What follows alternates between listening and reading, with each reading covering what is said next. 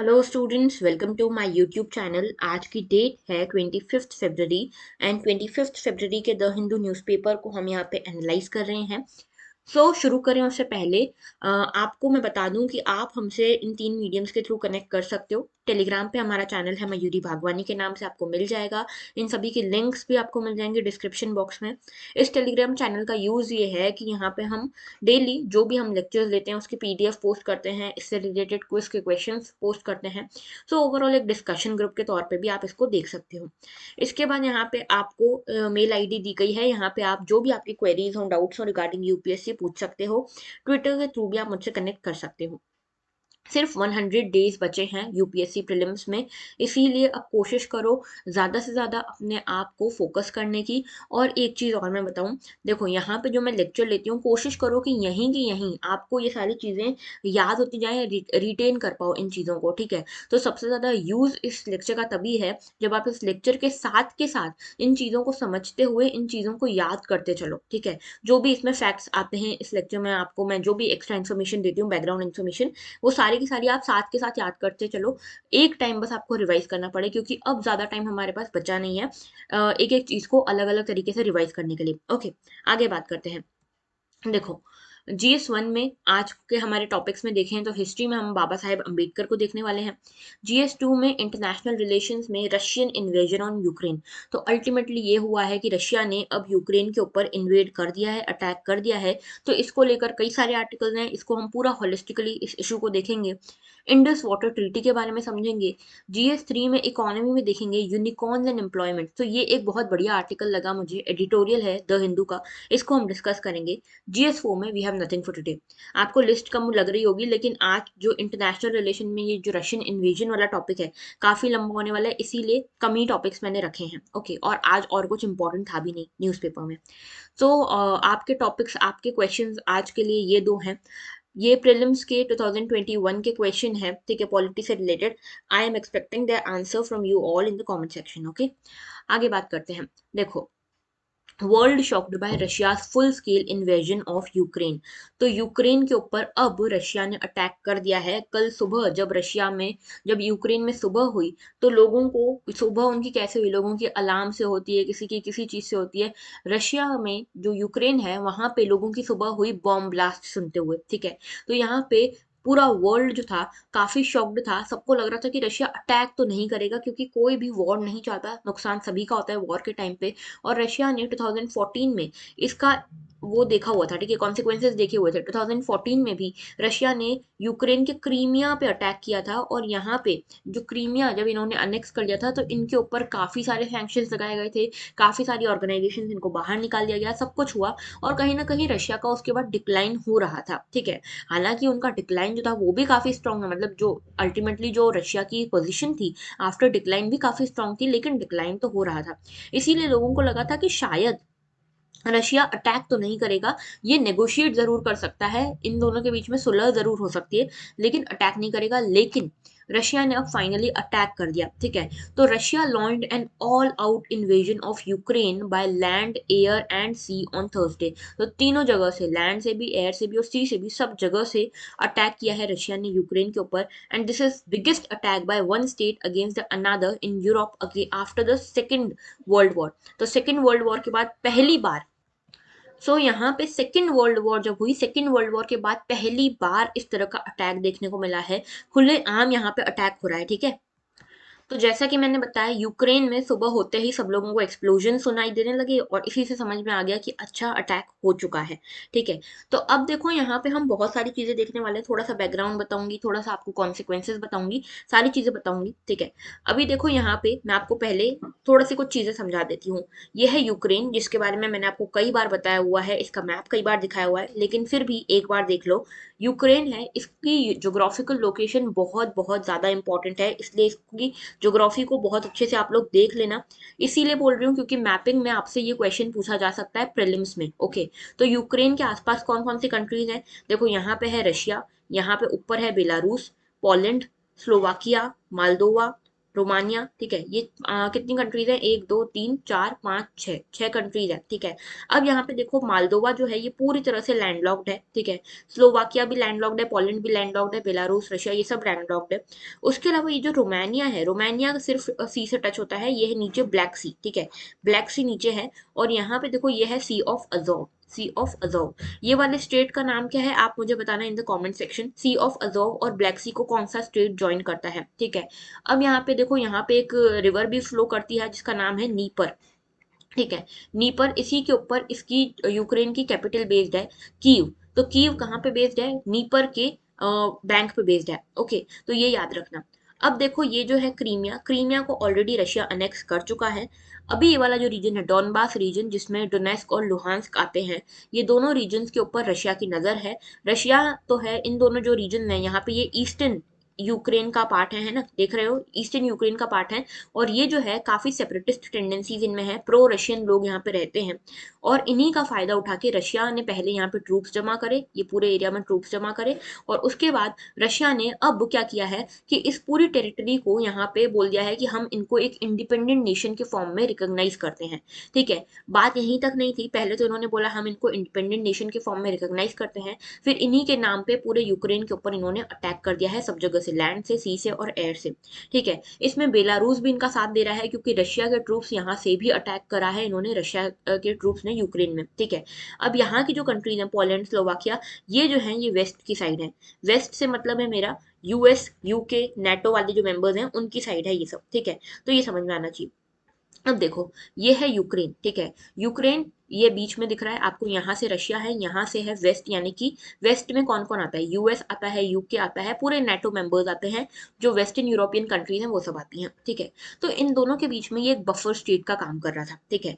Buffer state का काम इस तरह से कर रहा था कि पहले वर्ल्ड वॉर 1 हुई, ठीक है, फिर वर्ल्ड वॉर 2 हुई, फिर हुई कोल्ड वॉर, ठीक है। तो कोल्ड वॉर, जब आखिरी कोल्ड वॉर हुई तो कोल्ड वॉर में दो कौन कौन सी पार्टी सबसे बड़ी थी, एक थी यूएस और दूसरी थी रशिया, यानी कि सोवियत यूनियन थी उस टाइम पे, यूएसएसआर, ठीक है, जिसमें से छोटा छोटा कटके बने हैं ये सारे कंट्रीज, ठीक है।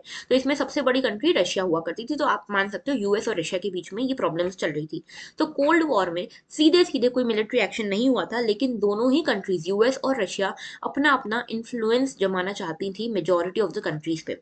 और इन दोनों की टारगेट कंट्रीज थी यूरोप की कंट्रीज, ठीक है। यूरोप की जो कंट्रीज थी ये इनकी टारगेट कंट्रीज थी। अब यूक्रेन, यूक्रेन के ऊपर भी यूएस जो है, वेस्ट जो है अपना यहाँ पे इन्फ्लुएंस जमाना चाहता था, रशिया भी अपना इन्फ्लुएंस जमाना चाहता था, ठीक है। अगर आपने वर्ल्ड हिस्ट्री पढ़ी होगी तो आपको थोड़ा बहुत अंदाजा होगा कि मैं किस तरह के इन्फ्लुएंस की बात कर रही हूँ, ठीक है। यहाँ पे आइडियोलॉजी से रिलेटेड, जैसे यहाँ पे देखो यूएस जो है कैपिटलिस्ट आइडियोलॉजी पे बेस्ड है, रशिया कम्युनिस्ट आइडियोलॉजी पे बेस्ड है। इस तरह से आइडियोलॉजी की बात कर लो, इकोनॉमी की बात कर लो, जियो पॉलिटिक्स की बात कर लो, इन सभी टर्म्स में यूक्रेन के ऊपर यहाँ पे इन्फ्लुएंस जमाना चाहता था वेस्ट भी और रशिया भी, ठीक है। और ये एक बफर स्टेट का काम कर रहा था कि सीधे सीधे वेस्ट और रशिया का आमना सामना ना हो, उसके लिए यूक्रेन बीच में था बफर स्टेट के फॉर्म में, ठीक है। अब दोनों ही यहाँ पे इसको अपनी तरफ खींचना चाह रहे थे, ओके। अब यहाँ पे जब यूक्रेन ने वेस्ट में यानी कि यूएस के पास गया कि हमको नाटो में शामिल करने के लिए हमने आपको प्रपोजल हम देना चाहते हैं, ऐसे में रशिया को लगा कि अच्छा अगर यूक्रेन नाटो की साइड जाएगा तो हमारे हाथ से निकल जाएगा, इसीलिए रशिया ने यहाँ पे सभी जगह पे ट्रूप्स लगाना शुरू कर दिए, ठीक है। फिर यूक्रेन गया यूएस के पास कि देखो अब तो रशिया ने हमारे आसपास ट्रूप्स भी लगाना शुरू कर दिए हैं, तो अब तो आप हमको नाटो में शामिल कर लो। तब भी यूएस ने बोला ठीक है रुको, प्रोसेस होती है इसकी, पूरी पूरी प्रोसेस फॉलो करके करेंगे। तब रशिया को लगा कि अगर नाटो में यूएस ने इसको शामिल कर लिया, यूक्रेन को नाटो में शामिल कर लिया गया, तो रशिया के लिए इसके ऊपर इन्फ्लुएंस जमाना काफी मुश्किल हो जाएगा। अब नाटो क्या है मैं आपको कई बार बता चुकी हूँ, 28 मेंबर स्टेट्स की ये एक ऑर्गेनाइजेशन है। यहाँ पे इसको एक सिक्योरिटी ऑर्गेनाइजेशन के फॉर्म में आप समझ सकते हो। इसमें एक क्लॉज है, आर्टिकल 5 है, जो ये कहता है कि यहाँ पे अगर एक भी कंट्री के अगेंस्ट किसी थर्ड कंट्री ने अटैक किया तो सारी की सारी 28 कंट्रीज इसको जवाब देंगी, ठीक है। ये माना जाएगा कि ये अटैक एक कंट्री के ऊपर नहीं, पूरी की पूरी 28 देशों के ऊपर हुआ है, ठीक है। तो 28 के 28 कंट्रीज इसको जवाब देंगी। अगर यूक्रेन नाटो में शामिल हो जाता है तो रशिया इसके ऊपर कभी भी इन्वेड, कभी भी अटैक नहीं कर सकती थी, क्योंकि अगर ऐसा करता रशिया तो यहाँ पे सिर्फ यूक्रेन जवाब नहीं देता, इसकी जगह 28 मेंबर स्टेट्स यहाँ पे जवाब देते और इनके पास इसके पूरे पूरे लीगल राइट्स होते अंडर नाटो मेंबरशिप, ओके। तो यहाँ पे ये पूरा इशू था। अब रशिया ने किसी की नहीं सुनी, यहाँ पे बाइडेन ने कई बार इनको वार्निंग भी दी, जो बाइडेन ने, कि मत करो ऐसा, फिर इकोनॉमिक सैंक्शन लगाएंगे, ये करेंगे करेंगे वो करेंगे, नहीं सुनी इन्होंने, ठीक है। और अब रशिया पूरी तरह से घुस चुका है यूक्रेन के अंदर। अब हमको देखना यह है कि इसका बाकी सारी चीज़ों पे क्या इफेक्ट पड़ता है, यूएन का क्या रिस्पॉन्स है, चाइना का क्या रिस्पॉन्स है, इंडिया का क्या रिस्पॉन्स है, वेस्ट का क्या रिस्पॉन्स है, और रशिया खुद क्या चाह रहा है अभी, ठीक है। तो ये सारी चीज़ें हम देखेंगे इस पूरे यहाँ पे लेक्चर में, ओके। तो देखो सबसे पहले यहाँ पे अभी इंडिया ने क्या किया है, इंडिया जब ये सब चीजें चली रही थी तब इंडिया ने बोला था कि हम तो भैया अपने जो मेडिकल स्टूडेंट्स यूक्रेन में पढ़ रहे हैं इनको निकालने की तैयारी में लगे हुए हैं। स्पेशल फ्लाइट स्टार्ट करी थी इंडियन गवर्नमेंट ने, ठीक है, एयर इंडिया की कई सारी स्पेशल फ्लाइट शुरू करी थी। अभी क्या हुआ कि यहाँ पे वापस लाया ही जा रहा था स्टूडेंट्स को, इसके बीच में ही एयर इंडिया की फ्लाइट यहाँ से निकली थी लेकिन बीच में से उसको वापस लौटना पड़ा। क्यों? क्योंकि पता चला कि यूक्रेन ने अपनी जो भी कमर्शियल फ्लाइट्स हैं एयर स्पेस को बंद कर दिया है, और ये सब हुआ है बिकॉज ऑफ रशियन अटैक, ठीक है। तो रशियन अटैक के चलते यूक्रेन की जो एयर स्पेस है वो पूरी तरह से बंद हो चुकी है, तो यहाँ पे कोई भी फ्लाइट लैंड नहीं कर सकती, टेक ऑफ नहीं कर पाएगी, ठीक है। तो अभी हमारे कई सारे मेडिकल स्टूडेंट्स वहाँ पे फंसे हुए हैं, तो इंडिया का एक बहुत बड़ा स्टेक यहाँ पे है क्योंकि इंडिया का डायस्पोरा यहाँ पे फंसा हुआ है। दूसरी चीज, ऑयल प्राइजेस बहुत तेजी से बढ़ रहे हैं, 7 ईयर्स से सबसे ज्यादा हाई रेट पे अभी चले गए हैं, $103 पर बैरल यहाँ पे हो गया है, ठीक है। क्योंकि देखो यहाँ पे जब भी ऐसा होता है कि एक तो देखो रशिया रशिया जो है, रशिया के ऊपर इकोनॉमिक सैंक्शन लगने वाले हैं, और Russia is a major source of gas and oil, ठीक है। अगर इसके ऊपर सैंक्शन लगेंगे तो यहाँ से ऑयल खरीदना मुश्किल हो जाएगा, तो यहाँ से अगर ऑयल नहीं आएगा तो जो सप्लायर्स बचेंगे ऑयल के कम बचेंगे, ठीक है। अगर सप्लायर्स ऑयल के कम हैं तो यहाँ पे ऑयल का जो प्रोडक्शन है, ऑयल का जो सप्लाई है कम हो गया, डिमांड उतनी ही है, तो यहाँ पे रेट भी बढ़ जाएंगे, प्राइजेस बढ़ जाएंगे, और वही देखने को मिला। दूसरा कॉज है अनसर्टेनिटी, ठीक है। जो अनसर्टेनिटी अभी देखने को मिल रही है उसके कारण सेंसेक्स भी नीचे गिर रहा है, ठीक है। सेंसेक्स बहुत बुरी तरह से नीचे गिर रहा है। आपको मैंने बोला था सेंसेक्स टुडे करके देखना, कि एक साल का पूरा वो देखना, एक साल एक महीने का पूरा ग्राफ देखना, उसमें आपको देखने को मिलेगा ग्राफ में किस तरह से सेंसेक्स नीचे गिर रहा है। And this is all because of all this uncertainty and increasing oil prices, ठीक है। अच्छा, एक और रिलेशन आपको समझ में आना चाहिए, जब यहाँ पे सेंसेक्स गिर रहा है, ठीक है, सेंसेक्स गिर रहा है उसी के टाइम पे गोल्ड प्राइजेस बढ़ रहे हैं, ठीक है। ऐसा क्यों हो रहा है? क्योंकि देखो जब किसी के पास, मान लो मेरे हाथ में पैसा है, मेरे हाथ में लिक्विडिटी है, ठीक है, मेरे हाथ में लिक्विडिटी है, अब मैं सोच रही हूँ कि इस पैसे को मैं कहाँ इन्वेस्ट करूँ। वैसे मैं करती म्यूचुअल फंड्स में, ठीक है, या फिर मैं शेयर्स में इन्वेस्ट करती, ये सब चीज़ों में करती। लेकिन मुझे अगर दिख रहा है कि अरे सेंसेक्स तो इतना गिर रहा है, हो सकता है अभी और गिरे, ठीक है, तो अभी सही टाइम नहीं है सेंसेक्स में, यानी कि सॉरी, स्टॉक्स में, म्यूचुअल फंड में इन्वेस्ट करने का अभी सही टाइम नहीं है, मुझे ऐसा लगेगा, ठीक है। ये जनरल इन्वेस्टर की मानसिकता बता रही हूँ मैं आपको, ठीक है। तो यहाँ पे जनरली ये लगता है कि अभी इसमें इन्वेस्ट करने का सही टाइम नहीं है, तो इसकी जो डिमांड है, जो सेंसेक्स है, स्टॉक्स है, इक्विटी है, इनकी डिमांड गिरने लगती है, इसलिए सेंसेक्स जो है नीचे गिरने लगता है, ठीक है। अब दूसरी चीज, यहाँ पे लिक्विडिटी तो है, पैसा तो है मेरे पास, अब मैं मुझे इसको इन्वेस्ट करना है कहीं ना कहीं पे, ठीक है। तो अब मैं सोचती हूँ चलो यहाँ पे इक्विटी में हम इन्वेस्ट नहीं कर सकते, स्टॉक्स में नहीं कर सकते, गोल्ड में करते हैं इन्वेस्ट, ठीक है, क्योंकि गोल्ड की एक फिजिकल एग्जिस्टेंस होती है, ठीक है। तो गोल्ड आपके पास हमेशा रहेगा, हालांकि इसके प्राइजेस ऊपर नीचे हो सकते हैं, लेकिन यहाँ पे एक सर्टेनिटी रहती है इसके साथ लिंक्ड, ठीक है, इसीलिए लोग ज्यादा गोल्ड प्रेफर करते हैं। तो गोल्ड की डिमांड यहाँ पे बढ़ने लगती है, गोल्ड की डिमांड बढ़ने लगती है, जब भी किसी चीज की डिमांड बढ़ने लगती है तो उसके प्राइजेस भी बढ़ने लगते हैं, और इसीलिए अभी गोल्ड के प्राइजेस भी बढ़ रहे हैं, ठीक है, समझ गए। अच्छा चलो, ये अब इकोनॉमी को छोड़ते हैं, वापस आते हैं इंटरनेशनल रिलेशन में। तो देखो यूक्रेन में अभी ये देखो, ये है यूक्रेन की हालत। ये देखो, ये जो पर्सन देख रहे हो इनका पूरा घर बार लुट चुका है because of the Russian attack, okay. तो ये है यूक्रेन, ये है कीव इसकी राजधानी, ये है located on the river Dnieper, okay, ये याद रखना, नीपर पे इसका लोकेशन है। और दूसरी चीज ये कि कीव जो है यहाँ पे क्रूज और बैलिस्टिक मिसाइल्स हिट करी हैं यहाँ पे, ठीक है। इंटरनेशनल एयरपोर्ट, मिलिट्री हेडक्वार्टर सब डिस्ट्रॉय हो गए। उसके अलावा यहाँ पे लुहांस्क रीजन है, इसके ऊपर तो रशिया ने पहले ही बोल दिया था लुहांस्क और डोनेस्क पे कि इसको तो हम इंडिपेंडेंट मानते ही हैं, ठीक है। ये प्रो रशियन सेपरेटिस्ट लोग जो हैं इसको होल्ड करके बैठे हैं। उसके अलावा यहाँ पे देखो, यहाँ से ओडिशी से भी ट्रूप्स आने लग गए हैं, ठीक है। यहाँ पे देखो नीचे ब्लैक सी से भी ट्रूप्स यहाँ पे इन्होंने उतार दी है रशिया ने। क्रीमिया तो रशिया का था ही, तो क्रीमिया से भी इन्होंने घुसाने की कोशिश की है। यहाँ सी ऑफ अजोव से भी यहाँ पे घुसाने की कोशिश की है इन्होंने ट्रूप्स को। तो हर तरह से इसको घेरने की कोशिश की है। बेलारूस से भी यहाँ पे देखो, बेलारूस से भी यहाँ पे घुसाने की कोशिश की है इन्होंने ट्रूप्स को। अभी हम आगे देखेंगे कि यूएन का क्या कहना है, यूएन चार्टर क्या कहता है, इंटरनेशनल लॉ क्या कहता है, उसमें हम देखेंगे कि बेलारूस भी किस तरह से अग्रेसर की भूमिका निभा रहा है, ठीक है। तो ये देखो, यहाँ पे ही समझ गए है ना, आगे बढ़ते हैं। अब देखो, ये मैंने आपको बेसिक समझाया। यहाँ पे देखो यूएन क्या कह रहा है। यूएन कह रहा है, ये है एंटोनियो गुतरेस जी, जो कि जनरल सेक्रेटरी हैं यूएन की।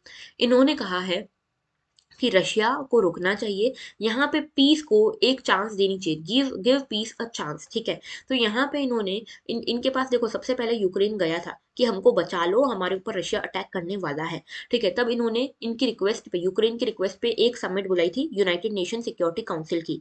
लेकिन अभी उसके बाद भी इन्होंने कुछ भी नहीं किया रशिया के लिए, रशिया को रोकने के लिए। अब यहाँ पे जब कल रशिया अटैक करने की स्थिति में था पूरी पूरी तरह, तब इन्होंने अपनी फिर से समिट बुलाई और इसमें रशिया को इन्होंने वार्निंग ये दी, president Putin stop your troops from attacking Ukraine. तो यहाँ पे इन्होंने डायरेक्टली प्रेसिडेंट पुतिन को बोला है कि आप अपने ट्रूप्स को अटैक करने से रोको, give peace a chance, too many people have already died. तो बहुत सारे लोगों की ऑलरेडी जान जा चुकी है, अब हम और खून खराबा नहीं चाहते, अब हम वॉर नहीं चाहते, इसीलिए आप रुक जाइए, हम इसको डिप्लोमेटिकली तरीके से और डायलेक्ट के थ्रू यहाँ पे इसको समझाने की कोशिश करेंगे, ठीक है। ये चीज यहाँ पे हुई है। अब देखो यहाँ पे यूएनएससी का रोल क्या है।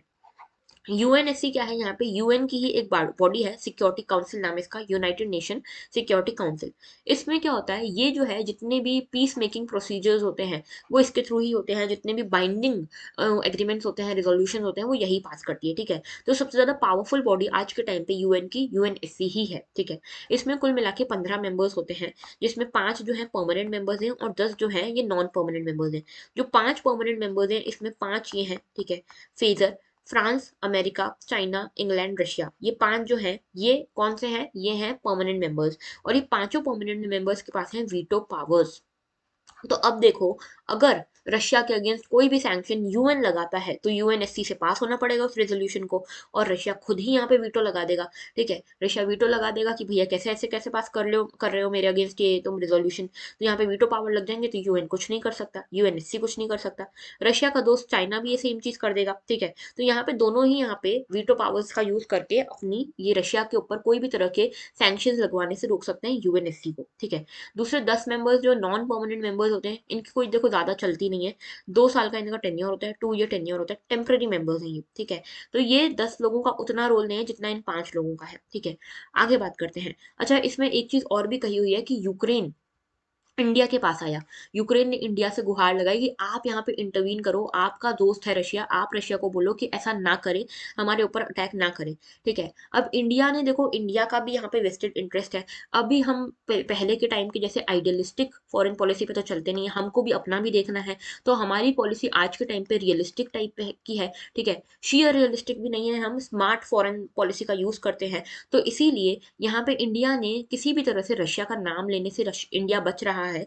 ऑल्दो इंडिया ने ये कहा है कि हमको इसका काफी रिग्रेट है, हम चाहते हैं कि ये पूरा इशू डिप्लोमेटिकली सॉल्व हो जाए, रिजॉल्व हो जाए, लेकिन रशिया का सीधा नाम नहीं लिया है, ठीक है। तो इसके लिए भी यूक्रेन ये कह रहा है कि आपको हमने बोला था कि आप इसमें इंटरवीन करो, लेकिन आप तो सीधा नाम भी नहीं ले रहे, तो आप कैसे क्या इंटरवीन करोगे, ठीक है। तो ये यूक्रेन का भी थोड़ा सा है, यूक्रेन भी फ्रस्ट्रेटेड है इस टाइम पे, क्या ही कर सकता है वो भी, ठीक है। तो ये हमारी पॉलिसी क्या है, हमको दोनों तरफ बैलेंस करना है, हमको यूएस को भी बैलेंस करना है, हमको रशिया को भी बैलेंस करना है, दोनों ही हमारे अलाइज हैं, ठीक है, हमको दोनों को बैलेंस करना है। और ये भी चीज है कि हम हमेशा से नॉन अलाइंड मूवमेंट की तरफ रहे हैं, हमारा हम ही फाउंडर रहे हैं नॉन अलाइंड मूवमेंट के। तो हम यहाँ पे किसी भी एक साइड के अगर साथ देंगे तो हम फंस जाएंगे, ठीक है। हालांकि अब आगे सिचुएशन बताएगी कि क्या हमको जरूरी हो जाता है साथ देना किसी का या नहीं देना, ये देखना पड़ेगा। लेकिन अभी तो इंडिया की पोजीशन यही है कि हम किसी भी एक पार्टी के साथ नहीं है, हम यहाँ पे न्यूट्रल हैं, और हम चाहते हैं डिप्लोमेटिकली ये चीजें सॉल्व हो जाए, ठीक है।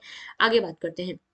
यहाँ पे चाइना क्या कह रहा है। चाइना ने कहा कि हम समझते हैं बेचारा रशिया यहाँ पे मजबूर है, उसकी भी यहाँ पे अपनी लेजिटिमेट सिक्योरिटी कंसर्न है, ठीक है। तो चाइना तो देखो, चाइना का कुछ कह नहीं सकते, ठीक है। चाइना जिस तरह से एक्सपांशनिस्ट बिहेव करता है, ठीक है, चाइना ऑलरेडी एक्सपांशनिस्ट बिहेव करता है और वो रशिया को भी सपोर्ट करता है। और देखो, रशिया और चाइना में एक तालमेल इस चीज का भी है कि दोनों कंट्रीज जो हैं कम्युनिस्ट आइडियोलॉजीज पे बेस्ड है, तो थोड़ा सा इनके बीच में दोस्ती इस चीज को लेकर भी ज्यादा है, ठीक है।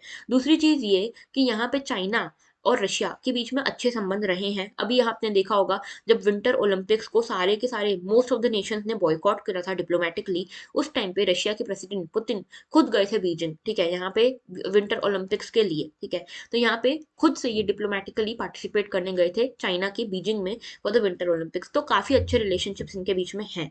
और चाइना अब रशिया का साथ दे रहा है। चाइना ये कह रहा है कि देखो, इनको मजबूर किया गया था, रशिया को मजबूर किया किसने, वेस्ट ने मजबूर किया, यूएस ने मजबूर किया, एक्सेसिव प्रेशर इनके ऊपर लाया, ठीक है। उसके अलावा ये न्यूक्लियर वेपन्स भी डेवलप करवा रहे थे यूक्रेन में। तो अब क्या करता है रशिया, रशिया का पड़ोसी है यूक्रेन। कभी यूक्रेन जो इतना छोटा सा देश है वो कभी रशिया जितने बड़े देश पे कभी न्यूक्लियर अटैक कर देता तो, ठीक है। तो यहाँ पे चाइना कुछ भी कह रहा है उसको खुद को भी समझ नहीं आ रहा है कि कर क्या रहा है, ठीक है। तो यहाँ पे बीजिंग ने कहा है कि हम यहाँ पे समझते हैं काफी लेजिटिमेट सिक्योरिटी कंसर्न है, ठीक है। तो ये चीज कही है। दूसरी चीज चाइना ने कही है कि हाँ ठीक है, हम यहाँ पे सॉवरेनिटी और इंटीग्रिटी को, टेरिटोरियल इंटीग्रिटी को यहाँ पे सपोर्ट करते हैं यूक्रेन की, लेकिन यहाँ पे इससे भी बड़ा इशू है सिक्योरिटी का जो कि रशिया फेस कर रहा है, ठीक है। तो यहाँ पे आप इसको सरकास्टिकली समझ लो या जिससे भी समझ लो, कुछ भी कह रहा है चाइना, ठीक है। आगे समझो। Modi talks to Putin calls for cease fire. तो यहाँ पे हमारे मोदी जी ने भी यहाँ पे पुतिन जी से बात की है, रशिया के प्रेसिडेंट से बात की है, और इन्होंने यहाँ पे कहा है कि हमारे यहाँ पे इंडियन डायस्पोरा के लगभग 20,000 मेडिकल स्टूडेंट यहाँ पे फंसे हुए हैं। आप हमारी हेल्प करो इन 20,000 स्टूडेंट्स को यहाँ से निकालने में, यूक्रेन से निकाल के इंडिया सही सलामत पहुंचाने में, ठीक है। तो यहाँ पे पुतिन जी हैं, उन्होंने बोला है कि हाँ हम आपकी हेल्प करेंगे, हमारी हाईएस्ट प्रायोरिटी पे है कि इस कॉन्फ्लिक्ट जोन से इंडियन सिटीजन को सही सलामत निकाल के हम इंडिया तक पहुंचा दें, ठीक है। इसके अलावा यहाँ पे पीएम मोदी ने बोला है कि आप कोशिश कीजिए सीज फायर की, डायलॉग के थ्रू सुलझाने की, ठीक है। तो सीधे सीधे पुतिन को कुछ भी आदेश नहीं दिया है, कुछ भी इंस्ट्रक्शन नहीं दिए हैं मोदी जी ने, ठीक है, क्योंकि हमें भी अपना सब संभाल के चलना है। तो यहाँ पे प्राइम मिनिस्टर मोदी ने कहा है कि ये जो कॉन्फ्लिक्ट है इसको डिप्लोमेटिकली आप सॉल्व कीजिए, सीज फायर की कोशिश कीजिए, और हमारे यूक्रेन में जो फंसे हुए इंडियन हैं उनको वापस लाने की प्लीज आप कोशिश कीजिए, और इसका भरोसा रशिया ने दिलाया है कि हाँ हम ऐसा ही करेंगे, ठीक है। आगे बात करते हैं। देखो, Russian aggression on Ukraine and international law. तो देखो, जिन लोगों के यहाँ जो फिजिकल इसकी कॉपी आती है हिंदू की, उनको ये आर्टिकल नहीं मिला होगा, डिजिटल कॉपी वालों को ही ये आर्टिकल मिलता है, टेक्स्ट एंड कॉन्टेक्स्ट पेज वाला जो है।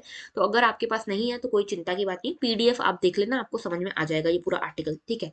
तो देखो इस आर्टिकल में कहा क्या हुआ है कि जो रशिया ने अग्रेशन दिखाया यूक्रेन के ऊपर, उसके ऊपर इंटरनेशनल लॉ क्या बोलता है। So what do the international law says. तो इंटरनेशनल लॉ यहाँ पे क्या बोलता है। पहली चीज यहाँ पे बात की है non intervention in domestic affairs की। पहली चीज यहाँ पे जो इंटरनेशनल लॉ है, यूएन के जो चार्टर हैं वो ये बोलते हैं कि basic principle, foundational principle UN का ही ये है, वर्ल्ड का अभी जो ऑर्डर चल रहा है उसका बेसिक फाउंडेशनल प्रिंसिपल ही ये है कि कोई भी कंट्री यहाँ पे इंटरवीन नहीं करेगी दूसरी कंट्री के डोमेस्टिक अफेयर्स में। तो ये है non intervention in domestic affairs. दूसरा है टेरिटोरियल इंटीग्रिटी और पॉलिटिकल इंडिपेंडेंस। तो यहाँ पे ये दोनों चीजों को काफी ज्यादा फोकस दिया गया है, काफी ज्यादा महत्व दिया गया है कि यूक्रेन का अपनी टेरिटोरियल इंटीग्रिटी है, आप उसमें ऐसे ही घुस नहीं सकते। उनकी पॉलिटिकल इंडिपेंडेंस है, उनको जो करना है, नेटो में शामिल होना है नहीं होना है ये उनकी पर्सनल चॉइस है, ठीक है। आप उसको लेकर कुछ भी नहीं बोल सकते। तीसरा है अग्रेशन। अग्रेशन को लेकर यहाँ पे कहा गया है यूएन के चार्टर में कि कोई भी कंट्री अग्रेसर की भूमिका नहीं निभाएगी। अग्रेसर की भूमिका निभा रही है यानी कि वो वर्ल्ड ऑर्डर को डिसरप्ट करना चाह रही है। और यहाँ पे सिर्फ रशिया को ही नहीं, बेलारूस को भी कहा गया है कि ये भी अग्रेसर का ही काम कर रहे हैं। कैसे ये मैं बताऊंगी, ओके। उसके अलावा सॉवरेनिटी का भी एक इशू है।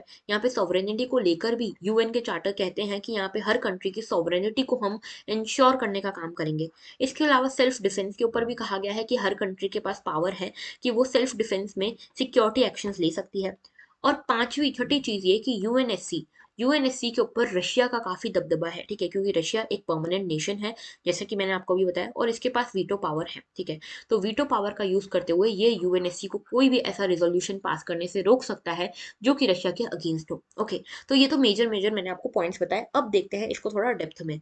तो देखो अभी क्या हुआ, क्रीमिया के ऊपर 2014 में रशिया ने अटैक किया, ठीक है। उस टाइम पे इनके ऊपर काफी सारे सैंक्शंस लगे, लेकिन फिर वापस 2021 में ईस्टर्न सेपरेटिस्ट का हवाला देते हुए, यहाँ पे इनकी बात करते हुए यूक्रेन के ऊपर फिर अटैक किया है रशिया ने, ठीक है।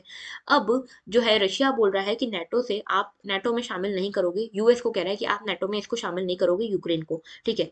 इसको लेकर यहाँ पे रशिया ने साइबर अटैक करे, लैंड से अटैक करे, सी से अटैक करे, सब तरह से अटैक करे, ठीक है। इसको कंडेम भी किया है पूरे वर्ल्ड ने, चाइना को छोड़कर, ठीक है। अब यहाँ पे यूएन चार्टर क्या कहता है। यूएन चार्टर कहता है, यूएन चार्टर का जो फाउंडेशनल क्लॉज है वही non intervention in domestic affairs है। यानी कि आप किसी के भी इंटरनेशनल बॉर्डर में, किसी के भी आप नेशनल बॉर्डर्स के अंदर घुस नहीं सकते, उनकी टेरिटोरियल इंटीग्रिटी और पॉलिटिकल इंडिपेंडेंस को आप यहाँ पे कर्म नहीं कर सकते, किसी का भी आप फोर्सफुली ट्रेस पास नहीं कर सकते हो किसी के भी टेरिटरी को, ठीक है। दूसरी चीज कही गई है अग्रेसर के बारे में। तो अग्रेसर कौन होता है। तो यहाँ पे यूएन जनरल असेंबली का एक रेजोल्यूशन है 3314 नंबर, ठीक है, ये याद रखना, प्रीलिम्स में पूछा जा सकता है। UN general assembly resolution number 3314 relates to. तो यहाँ पे ये जो रिजोल्यूशन नंबर है, ये जो है डिफाइन करता है अग्रेसर की भूमिका को, ठीक है, अग्रेशन है क्या। तो इनके हिसाब से aggression is the use of armed forces by a state against sovereignty, territorial integrity and political independence of another state. तो यहाँ पे इन तीन चीजों के अगेंस्ट अगर कोई भी स्टेट काम करता है, आर्म्ड फोर्सेस यहाँ पे लगाता है, तो उस केस में ये अग्रेसर की भूमिका निभा रहा होगा, ठीक है। अगर कोई भी टेरिटरी के दूसरी टेरिटरी के अंदर घुसना चाहता है, किसी दूसरे की टेरिटरी के अंदर घुसना चाहता है, तो वो यहाँ पे एज अ अग्रेसर काम करे। तो यहाँ पे रशिया तो है ही, रशिया ने तो घुसाया ही अपने ट्रूप्स को, लेकिन बेलारूस को भी यहाँ पे अग्रेसर कहा जा रहा है यूएन के चार्टर के अंतर्गत। क्यों? क्योंकि बेलारूस के यहाँ पे जमीन को यूज करते हुए, बेलारूस की टेरिटरी को यूज करते हुए किसी थर्ड कंट्री की टेरिटरी में इन्होंने अपने ट्रूप्स पहुंचाए हैं रशिया ने। तो यहाँ पे बेलारूस ने इसकी यहाँ पे परमिशन दी होगी, तभी तो यहाँ पे यूज कर पा रहा है रशिया इनकी जमीन को। तो इसीलिए बेलारूस को भी यहाँ पे जिम्मेदार ठहराया जा रहा है the international crime and international law को वायलेट करने के, ठीक है। इसके अलावा यहाँ पे रशिया जो है बोल रहा है कि यूक्रेन को कि नेटो में आप शामिल नहीं हो सकते। तो ये भी तो इसके सॉवरेनिटी के अगेंस्ट है। जो यूएन है ये यहाँ पे पॉलिटिकल इंडिपेंडेंस देता है, सॉवरेन स्टेट के फॉर्म में रिकॉग्नाइज करता है सभी नेशंस को, तो यहाँ पे सॉवरेनिटी के अगेंस्ट जा रहा है। उसके अलावा यूएन का चार्टर ये भी कहता है कि कोई भी डिस्प्यूट होता है स्टेट्स के बीच में तो वो पीसफुल मीन्स के थ्रू सुलझाया जाना चाहिए, इंटरनेशनल पीस एंड सिक्योरिटी को प्रिजर्व करते हुए। लेकिन यहाँ पे रशिया उसका भी वायलेशन कर रहा है। उसके अलावा सेल्फ डिफेंस को लेकर क्या कह रहा है यहाँ पे यूएन का चार्टर। तो यूएन का चार्टर के आर्टिकल 51 में कहा हुआ है कि कोई भी स्टेट अपने इंडिविजुअल या कलेक्टिव सेल्फ डिफेंस के लिए यहाँ पे सिक्योरिटी मेजर्स को अपना सकता है, ठीक है। तो यहाँ पे अब देखो, सोचो जरा कि सिक्योरिटी कंसर्न्स किसको है, सेल्फ डिफेंस की जरूरत किसको है, यूक्रेन को है। लेकिन रशिया बोल रहा है कि नहीं भाई, हम तो अपने सेल्फ डिफेंस में ही कर रहे हैं। रशिया कह रहा है कि यूक्रेन यहाँ पे न्यूक्लियर वेपन डेवलप कर रहा है और इसीलिए, क्योंकि हमारा ये पड़ोसी है, इसीलिए हम सेल्फ डिफेंस में इसके ऊपर अटैक कर रहे हैं, ठीक है। तो ये चीज कही है रशिया ने। अब यहाँ पे जो एक्सपर्ट्स हैं वो कहते हैं कि ऐसा करने की कोई जरूरत नहीं थी। In fact international court of justice ने भी ये कहा है कि न्यूक्लियर वेपन्स होना, सिर्फ न्यूक्लियर वेपन होना आपको धमकी नहीं होती है, न्यूक्लियर वेपन्स आपकी कोई थ्रेट नहीं है आपके लिए, ठीक है। आप इसके नाम पे यहाँ पे सेल्फ डिफेंस मेजर्स नहीं लगा सकते, ठीक है। सिर्फ कोई न्यूक्लियर वेपन्स को पजेस कर रहा है उसके बेसिस पे आप यहाँ पे उसके ऊपर अटैक कर दो, ये गलत है, क्योंकि खुद आप भी तो न्यूक्लियर वेपन यहाँ पे पजेस करके बैठे हो ना। तो ये चीज है, ठीक है। उसके अलावा यहाँ पे रशिया जो है किसी भी तरह की can also not invoke anticipatory self defence as such invocation according to the Caroline test would require the necessity of self defense was insistent and overwhelming। तो यहाँ पे देखो, कुछ एक्सपर्ट्स का ये भी कहना है कि जब तक ये जो सेल्फ डिफेंस की जो नीड है वो ओवरवेलमिंग नहीं हो जाती, वो बिल्कुल जरूरी नहीं हो जाती, तब तक यहाँ पे रशिया ऐसा नहीं कर सकता, ठीक है। तो ये चीज पूरी बात कहती है कि यूएन का क्या कहना है, यूएन क्या कहता है, इंटरनेशनल लॉज क्या कहते हैं। नेक्स्ट हमारा आर्टिकल है अबाउट इंडस वाटर ट्रीटी। तो इंडस वाटर ट्रीटी के बारे में क्या आर्टिकल है समझते हैं, ठीक है। अभी ये न्यूज में इसीलिए है क्योंकि यहाँ पे इंडस वाटर ट्रीटी को के लिए हमारे कई सारे जो रिप्रेजेंटेटिव हैं पाकिस्तान जाने वाले हैं समिट के लिए इंडस वाटर ट्रीटी के। तो अब देखो ये क्या है, इंडस रिवर, ठीक है। इंडस रिवर देखो यहाँ से चाइना से निकलती है और ये इंडिया में फ्लो होके पाकिस्तान तक जाती है, ठीक है। चाइना में थोड़ा सा ही बहती है, ओके। मेजरली इंडिया और फिर पाकिस्तान में जाती है और यहाँ से कराची से होते हुए पूरा अरेबियन सी में जाके गिरती है, माउथ इसका अरेबियन सी में है, ओके। तो देखो ये जो इंडस रिवर है इसकी कई सारी ट्रिब्यूटरीज भी हैं, ठीक है। आपको पता है कौन कौन सी ट्रिब्यूटरीज है, इंडस रिवर तो खुद है, उसके अलावा 5 और ट्रिब्यूटरीज हैं, झेलम, चिनाब, रावी, सतलुज, ब्यास, ओके। ये 6 रिवर्स हैं टोटल मिला के, ठीक है। अब यहाँ पे कुछ रिवर्स जब पार्टीशन हुआ तो कुछ रिवर्स यहाँ पे इंडस के हिस्से आई, कुछ गई पाकिस्तान के हिस्से, ठीक है। तो वो भी डिस्प्यूट्स चलते रहते थे। लेकिन देखो अब यहाँ पे इंडिया जो है वो अपर रिपेरियन कंट्री है, अपर रिपेरियन यानी कि हमारे यहाँ से फ्लो होती हुई पाकिस्तान में जाती है। यानी कि अगर हम यहाँ पे कोई डैम बना दें, अगर हम यहाँ पे पानी को रोक दें तो यहाँ रुक जाएगा, यहाँ तक जाएगा ही नहीं, ठीक है। तो ये अपर रिपेरियन के पास ज्यादा पावर होती है। तो ऐसे में पाकिस्तान ने काफी बार बोला इंटरनेशनल लीडर्स को कि आप हमारे लिए कुछ करो, हमको भी यहाँ पे कुछ शेयर दिलवाओ रिवर्स का। तो यहाँ पे फाइनली वर्ल्ड बैंक ने मीडिएशन किया 1960 में। यहाँ पे ये ट्रीटी साइन हुई बिटवीन इंडिया एंड पाकिस्तान। ये ट्रीटी में ये बोला गया कि जो ये तीन जो ग्रीन वाली आपको रिवर्स दिख रही है, जो वेस्टर्न रिवर्स हैं इंडस, झेलम और चिनाब, ये 3 रिवर्स जो हैं ये पाकिस्तान के हिस्से में जाएंगी और बाकी जो 3 रिवर्स हैं रावी, सतलुज और ब्यास, ये इंडिया के हिस्से में आएंगी। इसका मतलब ये था कि जो ऑरेंज वाली रिवर्स है, ठीक है, इसके ऊपर ईस्टर्न रिवर्स के ऊपर इंडिया के पास फुल राइट्स रहेंगे, जो करना है करे। ग्रीन रिवर्स के ऊपर पाकिस्तान के पास पास पूरे राइट्स रहेंगे, जो करना है करे, अनरिस्ट्रिक्टेड सप्लाई के यहाँ पे इसके पास राइट्स रहेंगे। हाँ, ये अलग है कि यहाँ पे 80% जो पानी है उसको, जो ग्रीन रिवर्स है, जो ग्रीन वाली है उसको पाकिस्तान यूज करेगा, और 80 वाली जो ऑरेंज रिवर्स है इसको इंडिया यूज करेगा। ओके, इसके अलावा जो 20% जो ग्रीन रिवर्स वाला, जो ग्रीन वाली रिवर्स है, 20% इनका हिस्सा जो है वो इंडिया यूज कर सकता है स्टोरेज पर्पज के लिए, कंजप्शन, मतलब यहाँ पे डायरेक्ट कंजप्शन ना हो, बहता पानी होना चाहिए, डैम वगैरह बना सकता है यहाँ पे, ठीक है। वैसे 20% जो इसका हिस्सा है इन रिवर्स का, इन 3 रिवर्स का, वो यहाँ पे पाकिस्तान उसको यूज कर सकता है, ठीक है। तो ये मेजर यहाँ पे ट्रीटी थी। ओके, अब देखो ये जो पूरी ट्रीटी थी, ये ट्रीटी थी क्या थी, 1960 की ट्रीटी थी, वाटर शेयरिंग पैक्ट है ये बिटवीन इंडिया एंड पाकिस्तान, जो इन 6 रिवर्स के बीच में डील करता है कि 6 रिवर्स को किसे क्या यूज करना है। तो 19 सितंबर 1960 को ये साइन हुई थी। इसका फाउंडेशन ये था कि यहाँ पे सेटिस्फैक्ट्री यूटिलाइजेशन मिलना चाहिए इंडस रिवर सिस्टम का दोनों ही कंट्रीज को। तो यहाँ पे गुडविल पे बेस्ड था ये पूरा जो डील था, कि इंडिया और पाकिस्तान दोनों के बीच में गुडविल थी। और देखो थोड़ा सा इंडिया का यहाँ पे एक अच्छा, वो आप कह सकते हो एक अच्छी रेपुटेशन इंडिया ने बनाई, एक रिस्पॉन्सिबल नेशन की रेपुटेशन बनाई, कि हम चाहते तो पूरे पूरे पानी को अपने पास रोक सकते थे, लेकिन फिर भी हमने डील साइन की, ठीक है। और उसके बाद देखो हमने डील साइन करी, हमने उनके भले के लिए काम किया, और उसके बाद उनके साथ हमारे 2 वॉर्स हुए, ठीक है। तो समझो ये बात, 2-3 वॉर्स उसके बाद हुए। तो ये पाकिस्तान हमेशा से ही ऐसा रहा है कि हम उनके लिए इतना कर रहे थे, और उसके बाद ये सब हुआ, ठीक है। तो यहाँ पे इंडस सिस्टम जो है पूरा, इसको डिवाइड करने की बात थी, ठीक है। और कॉन्फिडेंस बिल्डिंग मेजर था बिटवीन द टू नेबर्स, तो इंडिया और पाकिस्तान के बीच में रिलेशन सुधारने के लिए एक मेजर के तौर पे यूज किया जा रहा था। नाउ पाकिस्तान के लिए ट्रीटी बहुत इंपॉर्टेंट थी, क्यों? क्योंकि लगभग 1 लाख से ज्यादा स्क्वायर किलोमीटर वाला जो रीजन है, 1 लाख स्क्वायर किलोमीटर रीजन जो था, वो इसी के थ्रू, इंडस वैली सिस्टम के थ्रू ही, यहाँ पे इंडस रिवर सिस्टम के थ्रू ही यहाँ पे इसका एग्रीकल्चर बेल्ट चल रहा था। ओके, अब इंडिया और पाकिस्तान किस तरह से शेयर करेंगे ये मैं आपको बता चुकी हूँ।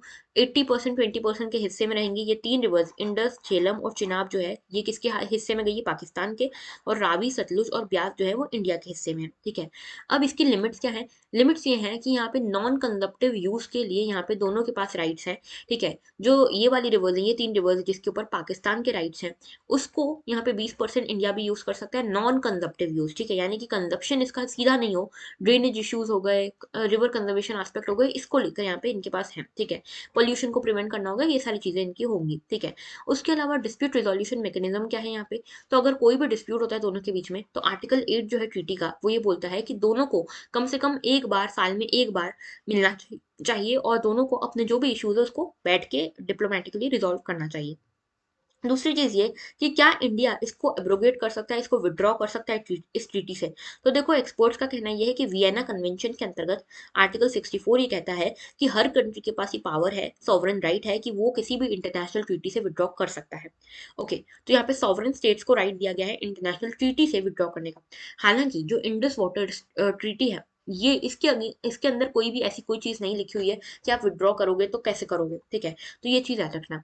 अब देखो ये थोड़ा पहले का यहाँ पे स्क्रीनशॉट लिया है मैंने, जो उरी अटैक हुआ था उस टाइम का था ये। जब उरी अटैक हुआ तब इंडिया इस चीज में था, इस तरह का प्रपोजल को थिंक कर रहा था, सोच रहा था इस बारे में कि हम क्या इंडस वाटर ट्रीटी से वापस आ जाएं, पीछे हट जाएं, क्योंकि अगर हमको कुछ तो करना पड़ेगा पाकिस्तान को रोकने के लिए। हालांकि हम फिर भी पीछे नहीं हटे।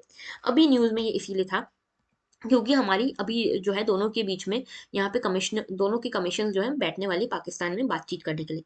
यहाँ पे इशू जो है वो यहाँ पे ये लग रहा है कि ये ऑब्जेक्शन उठाए जाएंगे 3 डैम्स को लेकर, ठीक है। ये डैम्स कहाँ पे हैं? जम्मू कश्मीर में चिनाब रिवर के ऊपर बने हुए हैं। एक तो 1000 मेगावाट का पकलदुल डैम है, ठीक है, जो चिनाब के ऊपर बना हुआ है। 48 मेगावाट का लोई कलनाई प्रोजेक्ट है, और 24 मेगावाट का कुरू प्रोजेक्ट है, ठीक है। ये 3 प्रोजेक्ट याद रखना। ये दो जो तीनों प्रोजेक्ट हैं, ये यहाँ पे जम्मू कश्मीर में बेस्ड है। कौन कौन से? पकलदुल, लोअर कलनाई और कुरू प्रोजेक्ट, ओके। इसके अलावा कुछ कुछ छोटे छोटे प्रोजेक्ट लद्दाख में भी हैं। इसको लेकर हो सकता है पाकिस्तान ऑब्जेक्शन उठाए, ओके। तो यहाँ पे हमने सारी चीजें समझ ली है। इसके अलावा देखो यहाँ पे पास्ट में भी हमारे ऑब्जेक्शन उठाए गए हैं। यहाँ पे ऑब्जेक्शंस क्या उठाए गए हैं? देखो, पहला तो ये कि यहाँ पे जो भी ट्रीटी है ये इंटरनेशनली सबसे ज्यादा सक्सेसफुल डिप्लोमेटिक एफर्ट माना जाता है, क्योंकि दो ऐसी कंट्रीज जो आपस में इतनी कट्टर दुश्मन के तौर पे खड़ी हैं, उनको यहाँ पे आपने ट्रीटी में बांधा हुआ है, तो बहुत सक्सेसफुल माना जाता है। यहाँ पे कोई मिलिट्री यूसेज नहीं, कुछ नहीं है, ठीक है। अब दोनों कंट्रीज के बीच में जो डिससेटिस्फेक्शन था उसको रिजोल्व करने के लिए यहाँ पे कोशिश की गई थी, ओके। अभी जो सबसे बड़ा कॉन्फ्लिक्ट चल रहा है वो चल रहा है Kishan Ganga hydro electric project के ऊपर। Kishan Ganga hydro electric project जो है वो झेलम रिवर के ऊपर इंडिया का प्रोजेक्ट है, ओके। तो ये जो प्रोजेक्ट था 2007 में स्टार्ट हुआ और इंडिया ने इसको स्टार्ट किया झेलम रिवर के ऊपर, ठीक है। इसके बाद ये कंप्लीट हुआ है, अभी सपोज हुआ है कि कंप्लीट हो जाएगा, लेकिन इसके ऊपर भी काफी टाइम से ही चला रहे हैं, पाकिस्तान वाले इशू क्रिएट कर रहे हैं। इसके अलावा एक बगलीहार हाइड्रो पावर प्रोजेक्ट भी है, ठीक है। ये Baglihar hydro power project Chenab के ऊपर है। तो कुछ इंपॉर्टेंट डैम्स के नाम है, उसको जरूर देख लेना, ठीक है। उरी के बाद यहाँ पे कहा था, यहाँ पे हमारे प्राइम मिनिस्टर ने कि ब्लड और वाटर साथ में नहीं बह सकता, ठीक है। तो हम यहाँ पे वाटर सप्लाई को बंद करने के बारे में सोच रहे हैं। हालांकि ऐसा हुआ नहीं है, ठीक है, ये ऐसा किया नहीं इंडिया ने, लेकिन कहा जरूर था, ठीक है। तो यहाँ पे अच्छा एक चीज और कि यहाँ पे इंडस वाटर ट्रीटी में कहीं पे भी ये यूनिलेटरल एग्जिट प्रोविजन नहीं लिखा हुआ है, ठीक है। हालांकि वियना कन्वेंशन हमको ये राइट देता है कि हम निकल सकते हैं इससे, लेकिन इंडस वाटर ट्रीटी में ऐसा कहीं नहीं लिखा हुआ है। ओके, आगे बात करते हैं नेक्स्ट इशू की। देखो, यहाँ पे ये बाबा साहेब अम्बेडकर न्यूज में इसलिए थे क्योंकि यहाँ पे दिल्ली गवर्नमेंट जो है इनको लेकर एक ग्रैंड म्यूजिकल इवेंट लेकर आ रही है, इनकी पूरी जर्नी को लेकर, इनके पूरे बर्थ को लेकर, ठीक है। तो बाबा साहेब अम्बेडकर के बारे में थोड़ा सा जान लेते हैं। भारत रत्न थे ये, भारत रत्न का इनको अवार्ड दिया गया था। डॉक्टर भीमराव अम्बेडकर इनका पूरा नाम था। 1891 में इनका बर्थ होता है, 14 अप्रैल, ठीक है। ये 14 अप्रैल याद रखना, इंपॉर्टेंट डेट है, ओके। ये इंडिया के जूरिस्ट थे, इकोनॉमिस्ट थे, पॉलिटिशियन थे, सोशल रिफॉर्मर थे। इंडिया के कॉन्स्टिट्यूशन को बनाने में इनका एक सबसे बड़ा हाथ था, प्रिंसिपल आर्किटेक्ट माने जाते हैं ये। आरबीआई को भी बनाने में इनका एक बहुत बड़ा हाथ था, ठीक है। आरबीआई जो था इन्हीं के आइडियाज पे बेस्ड था, अंबेडकर जी के आइडियाज पे ही बेस्ड था, जो कि हिल्टन यंग कमीशन के थ्रू इन्होंने यहाँ पे सामने रखे। फिर इसके अलावा ये बुद्धिस्ट मूवमेंट के, यहाँ पे बुद्धिस्ट मूवमेंट से काफी इंस्पायर्ड थे, और इन्होंने सोशल डिस्क्रिमिनेशन के अगेंस्ट लड़ाई लड़ी। जो दलित्स, विमेन और लेबर के अगेंस्ट जो डिस्क्रिमिनेशन होता है उसको रोकने के लिए लड़ाई लड़ी। अनटचेबिलिटी को रोकने के लिए काफी बड़ी लड़ाई लड़ी, ठीक है। उसके अलावा ये पहले लॉ मिनिस्टर थे इंडिपेंडेंट इंडिया के।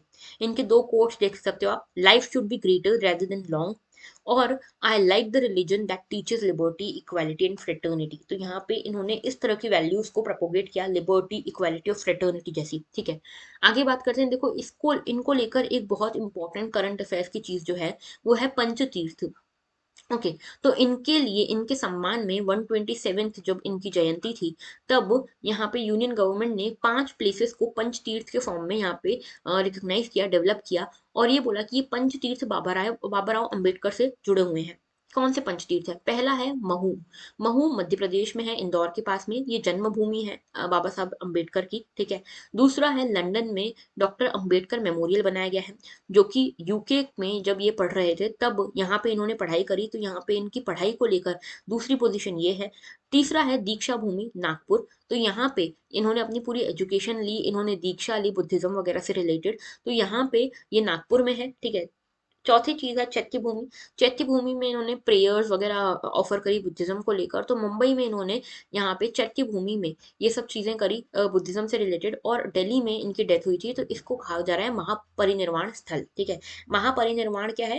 बुद्धिज्म में महापरिनिर्वाण का मतलब होता है जब डेथ हो जाती है किसी बुद्धिस्ट फॉलोअर की, तो उसको महापरिनिर्वाण कहते हैं। तो यहाँ आप देख सकते हो ये मऊ में जन्मभूमि है, ठीक है। ये उसके इन्हीं के नाम पे यहाँ पे बी आर अम्बेडकर कॉलेज भी बनाया गया, यूनिवर्सिटी भी बनाई गई है, ठीक है। उसके अलावा ये देखो, ये अम्बेडकर मेमोरियल है दिल्ली में, महापरिनिर्वाण स्थल है ये। फिर दीक्षा भूमि है नागपुर में। उसके अलावा ये अम्बेडकर मेमोरियल है लंदन में, और यहाँ पे चैत्य भूमि है मुंबई में, ओके। आगे बात करते हैं। ये देखो, ये एडिटोरियल है, is the new economy creating new jobs. तो यहाँ पे इस एडिटोरियल में क्या बताया हुआ है? इस एडिटोरियल में बताया हुआ है कि जो नए नए यूनिकॉर्न्स निकल कर आ रहे हैं, नए नए स्टार्टअप्स निकल कर आ रहे हैं, क्या ये हमारे देश पे क्या इम्पैक्ट पड़ रहा है, क्या रीजन है कि हमारे देश में इतने अच्छे स्टार्टअप्स बिल्ड हो रहे हैं, क्या रीजन है कि क्या यहाँ पे कोई रिलेशनशिप है इन स्टार्टअप्स और एम्प्लॉयमेंट अपॉर्चुनिटीज के बीच में, क्या ये स्टार्टअप्स एम्प्लॉयमेंट जनरेट कर रहे हैं, नहीं कर रहे हैं, इंडिया का कैसा मार्केट है, ये सारी चीजें यहाँ पे बताई हुई हैं, ठीक है। तो देखो, इसके बारे में मैंने थोड़ा सा समराइज करके यहाँ पे लिखा हुआ है आप सभी के लिए, तो इससे डायरेक्टली इससे पढ़ते हैं हम लोग, ठीक है। तो देखो, सबसे पहली बात, यूनिकॉर्न्स की बात की हुई है। ये यूनिकॉर्न्स क्या होते हैं? वो स्टार्टअप्स जिनका, वो बिजनेसेस जिनका वैल्यूएशन $1 बिलियन का हो गया है, ठीक है। तो $1 बिलियन का जिनका भी वैल्यूएशन हो गया है, जिन भी बिजनेसेस का, स्टार्टअप्स का, वो अब यूनिकॉर्न बन गए। अभी हमारे देश में रिसेंटली लास्ट ईयर में बहुत सारे स्टार्टअप्स को यहाँ पे यूनिकॉर्न का टैग मिला, ठीक है। लगभग 2020 से लेकर 2021, ये एक साल में लगभग 300% ग्रोथ हुई नंबर ऑफ यूनिकॉर्न्स में, ठीक है। अगर मैं आपको एग्जैक्ट नंबर बताऊं, तो यहाँ पे 2021 में लगभग 44 यहाँ पे इमर्ज होकर आए हैं ये यूनिकॉर्न, और लगभग इनको 51 डेज में ये पूरा यूनिकॉर्न का स्टेटस मिला था, ठीक है। ये जो 44 यूनिकॉर्न्स निकले हैं, इनको 51 डेज में पूरा का पूरा ये स्टेटस मिल गया था। तो 51 डेज के अंदर अंदर India became third largest unicorn holding country, ठीक है। तो अभी हमारे बजट में भी जब आया था, तो बजट में भी पता चला कि यूएस और चाइना के बाद सबसे ज्यादा स्टार्टअप फ्रेंडली कंट्री जो है, सबसे ज्यादा स्टार्टअप जिस कंट्री में है वो है इंडिया, ठीक है। और स्टार्टअप तो ठीक है, चलो समझ लो कि स्टार्टअप अभी अभी आपने बिजनेस शुरू किया है जिसमें आप एम्प्लॉयमेंट दे रहे हो दूसरों को, ठीक है। उसके अलावा यूनिकॉर्न में भी इंडिया थर्ड है, ठीक है। जो सबसे बड़े यूनिकॉर्न है उसमें भी, नंबर ऑफ यूनिकॉर्न्स में भी इंडिया सबसे थर्ड नंबर पे है, ठीक है। अब दूसरी चीज ये कि ये जो 300% की ग्रोथ हुई है, ये बहुत अच्छी ग्रोथ है, ठीक है। लेकिन हम ये एक्सपेक्ट नहीं कर सकते कि हर साल इतनी ग्रोथ हो, ठीक है, क्योंकि ये अनसस्टेनेबल साइकिल है। जब भी हम फाइनेंशियल मार्केट की बात करते हैं तो एक साइकिल फॉलो होती है इस तरह की, ठीक है। ये इस तरह की साइकिल फॉलो होती है, तो कभी कभी आप हाइस पे जाते हो, कभी कभी आप एकदम डीप लोस पे भी जाते हो, ठीक है। तो दिस इज वेरी नॉर्मल और इससे हमको डरना नहीं है, ओके। अब देखो यहाँ पे पूछा गया है कि यहाँ पे क्या रीजन है कि हमारे यहाँ पे इतने यूनिकॉर्न्स डेवलप हो रहे हैं। सबसे पहला रीजन जो बताते हैं वो है डिमांड साइड पे मोटिवेशन का होना। जब सबसे पहले एक कंपनी को यहाँ पे मोबी इंडिया को यहाँ पे सबसे पहले मिला, ठीक है, यूनिकॉर्न का स्टेटस, फिर फ्लिपकार्ट को मिला, ऐसे ऐसे करके जब छोटी छोटी कंपनीज जो थी, स्टार्टअप्स जो थे, इनसे मोटिवेटेड होने लगे और इनको मोटिवेशन मिलने लगा यूनिकॉर्न बनने का, ठीक है। अभी इसका सबसे बढ़िया एग्जाम्पल जो है ना वो शार्क टैंक इंडिया, जो एक सीरियल आ रहा था, ठीक है। ये शार्क टैंक इंडिया जो था, इसमें काफी अच्छा ये एक कंसेप्ट समझाता है, और एक तरह से मुझे लगता है कि ये फाइनेंशियल तरीके से अवेयर कर रहा है, स्टार्टअप्स को लेकर अवेयर कर रहा है इंडिया को, ठीक है। तो ये इंडिया में शार्क टैंक इंडिया जो सीरियल आया था, इसमें देखो यहाँ पे समझ में आया कि जो आपने देखा होगा कई सारे लोग जो पिच करते थे, अपनी डील रखते थे सामने, उनका मोटिवेशन यही होता था कि हमको भी एक यूनिकॉर्न बनना है। तो डिमांड साइड पे एक ये मोटिवेशन है। दूसरी चीज सप्लाई साइड पे क्या इशू है, सप्लाई साइड पे वेंचर कैपिटल फंडिंग है, ठीक है। लोग रेडी हैं इन्वेस्ट करने को, कैपिटल फंडिंग इनके पास प्रेजेंट है, ठीक है। लोग रेडी हैं इन्वेस्ट करने को, जैसे कि हमने इसमें भी देखा शार्क टैंक में भी, ठीक है, कि लोग इन्वेस्ट करने को तैयार हैं, ठीक है। तो ये एक इशू है यहाँ पे, ये एक कारण है जिसके कारण यहाँ पे ये यूनिकॉर्न्स डेवलप हो पा रहे हैं। इसके अलावा हमारी गवर्नमेंट भी काफी सपोर्ट करी इन टर्म्स ऑफ एनवायरमेंट। यहाँ पे हमारे देश में इस तरह का एनवायरमेंट है कि स्टार्टअप्स इतने बड़े बन पा रहे हैं। जैसे जनवरी 16 इकलौता एक डे बना दिया गया है, नेशनल स्टार्टअप डे, ठीक है। तो हमारी गवर्नमेंट भी काफी इंटरेस्टेड है स्टार्टअप्स में, एंटरप्रेन्योरशिप में, और साथ में इन यूनिकॉर्न्स को बिल्डअप करने में, ओके। फिर इकोनॉमी हमारी ग्रो कर रही है, India is a growing economy, ठीक है। अच्छी इकोनॉमी हमारी ग्रो कर रही है, हमारा बोला गया कि 9.2% ग्रोथ रेट रहेगा इस साल। तो ये इकोनॉमी क्योंकि ग्रो कर रही है, तो यहाँ पे फंडिंग भी ग्रो करेगी साथ के साथ। इसके अलावा यहाँ पे नए कोचेस और इकोसिस्टम आ रहे हैं, मेंटरशिप मिल पा रही है लोगों को कि करना कैसे है काम, ठीक है। आप नॉर्मली एक बिजनेस ओपन करके इतनी हाई लेवल तक कैसे जाओगे, इसका इकोसिस्टम भी मिल रहा है और मेंटरिंग भी मिल रही है। इसके अलावा इंडिया जो है एक ओपन मार्केट है, ठीक है। ओपन मार्केट होने के कारण यहाँ पे बाहर के लोग भी इन्वेस्ट कर पा रहे हैं, एक चीज ये। दूसरी चीज हमारी स्टेबल डेमोक्रेसी है, हमारे ऐसा कोई यहाँ पे कू वगैरह जैसी सिचुएशन नहीं चल रही फॉर्चुनेटली। तो यहाँ पे स्टेबल डेमोक्रेसी है, यहाँ पे सर्टेनिटी है, ठीक है, कि पैसा डालोगे तो बढ़ के ही आएगा, ठीक है। उसके अलावा स्टार्टअप एक नेशनल प्रायोरिटी बन चुके हैं in terms of government measures also, ठीक है। तो गवर्नमेंट भी इसको लेकर काफी मेजर्स ले रही है। इसके अलावा लार्ज मार्केट, इंडिया में मार्केट बहुत बड़ा है, कंज्यूमर बेस बहुत बड़ा है, इसलिए कोई भी कंपनी आती है अगर वो ठीक ठाक पर्पस को फुलफिल कर रही है, ठीक ठाक प्रॉब्लम को रिजॉल्व कर रही है, तो वहां पे बढ़ने के चांसेस काफी ज्यादा है, क्योंकि मार्केट इतना बड़ा है, ठीक है। इसके अलावा डाटा पेनिट्रेशन भी हमारे यहाँ पे अच्छा है, इंटरनेट पेनिट्रेशन अच्छा है, इंटरनेट इतने कम दामों पे मिल रहा है। तो अगर कोई भी कंपनी है, कोई भी कंपनी अगर टेक्नोलॉजी को यूज करके अपने प्रोडक्ट्स बनाती है, जहां पे भी इंटरनेट पेनिट्रेशन है वहां तक वो प्रोडक्ट जा पाएगा, तो कंज्यूमर बेस और बड़ा बन जाता है because of this data penetration, okay. इसके अलावा जो प्रोडक्ट्स बना रही हैं इंडियन कंपनीज, आपने देखा होगा शार्क टैंक में इतने बढ़िया बढ़िया प्रोडक्ट्स आए, कुछ को छोड़ दो, ठीक है, कुछ एक्सेप्शन होते हैं, बाकी मेजोरिटी ऑफ द जो प्रोडक्ट्स थे काफी अच्छे थे, हाई क्वालिटी प्रोडक्ट्स है। और लोगों ने इतना दिमाग लगा के, इतना इंडियन जुगाड़ूपना लगा के यहाँ पे ये प्रोडक्ट्स लाए हैं कि ये काफी अच्छे प्रोडक्ट्स हैं, इसलिए भी यहाँ पे यूनिकॉर्न्स डेवलप हो रहे हैं। और क्वांटिटेटिव ईजिंग एक बहुत बड़ा कारण है। क्वांटिटेटिव ईजिंग मतलब कि जब कोई भी कंट्री में लिक्विडिटी आती है, ठीक है, जब कंट्री में लिक्विडिटी आती है यानी कि इंटरेस्ट रेट कम होने लगते हैं, इंटरेस्ट रेट कम है तो आप क्या बैंक में जाके पैसा जमा करोगे, नहीं करोगे, ठीक है। तो आप अपने हाथ में पैसा रखोगे, उल्टा आप बैंक से यहाँ पे लोन ले लोगे। बैंक से लोन इसलिए ले लोगे कि आपको कम इंटरेस्ट रेट देना पड़ रहा है, तो लोगों के हाथ में क्या आ गया, लोगों के हाथ में आ गया पैसा, ठीक है, लिक्विडिटी आ गई। अब यहाँ पे लिक्विडिटी है तो लोग बोलेंगे अब मैं इसको कहाँ इन्वेस्ट करूँ, ठीक है। तो इन्वेस्ट करने के लिए कुछ तो चाहिए, तो लोग बोलते हैं चलो इंडिया में जाके इन्वेस्ट करते हैं, यहाँ पे बढ़िया मार्केट है, बढ़िया कंज्यूमर बेस है, तो यहाँ पे हमारा पैसा जरूर बढ़ के आएगा, ओके। तो क्वांटिटेटिव ईजिंग का भी फर्क पड़ता है। इनफैक्ट जो वेंचर कैपिटलिस्ट हैं इनके बीच में एक रेस छिड़ी रहती है कि हम किस तरह से यहाँ पे ज्यादा से ज्यादा इन्वेस्टमेंट करके ज्यादा से ज्यादा पैसा निकाल पाए, ठीक है। तो यहाँ पे इनके बीच में भी कंपटीशन रहता है कि हमको भी ज्यादा से ज्यादा पैसा डेवलप करना है। इसके अलावा एम्प्लॉयमेंट और स्टार्टअप्स का क्या रिलेशन है? देखो अभी तो जो है स्टार्टअप्स काफी अच्छी एम्प्लॉयमेंट प्रोड्यूस कर रहे हैं, ठीक है, काफी अच्छा यहाँ कर रहे हैं, लेकिन यहाँ पे ये भी है, हाँ, कुछ समय पहले जो 50 एम्प्लॉयज को रख के काम हो रहा था, अब वो 3000 एम्प्लॉयज तक की कंपनीज बन चुकी हैं, ठीक है। ऑटोमेशन का एक इशू है जो एक्सपर्ट्स कहते हैं कि ऑटोमेशन होने से हो सकता है एम्प्लॉयमेंट जनरेशन कम होने लग जाए। इसका एक चांस है कि हो सकता है ये, लेकिन फिर भी जो एम्प्लॉयमेंट का स्कोप है स्टार्टअप्स में उसको कहीं कोई भी किल नहीं कर सकता, ठीक है। इनमें काफी स्कोप है आज भी स्टार्टअप्स में एम्प्लॉयमेंट जनरेशन का। हालांकि ये हो सकता है ऑटोमेशन से थोड़ा कम हो जाए, लेकिन स्कोप फिर भी सबसे ज्यादा इसमें ही रहेगा। दूसरी चीज, स्टार्टअप्स का मैंडेट होता है इनोवेशन करना, कोई प्रॉब्लम को डिसॉल्व करना, प्रॉफिट कमाना। इनका मैंडेट जॉब क्रिएशन नहीं होता। जॉब क्रिएशन एक साइड में एक चीज यहाँ पे डेवलप हो रही है, एक साथ के साथ इसका फंक्शन हो रहा है, ठीक है। जॉब क्रिएशन साथ के साथ हो रही है, लेकिन जॉब क्रिएशन अल्टीमेट गोल नहीं है स्टार्टअप्स का, ठीक है। तो हमको ये चीज भी ध्यान रखनी है। तो स्टार्टअप्स काफी हेल्प कर रहे हैं एम्प्लॉयमेंट जनरेशन में, लेकिन सिर्फ जॉब क्रिएशन करना स्टार्टअप्स का काम नहीं है, ओके।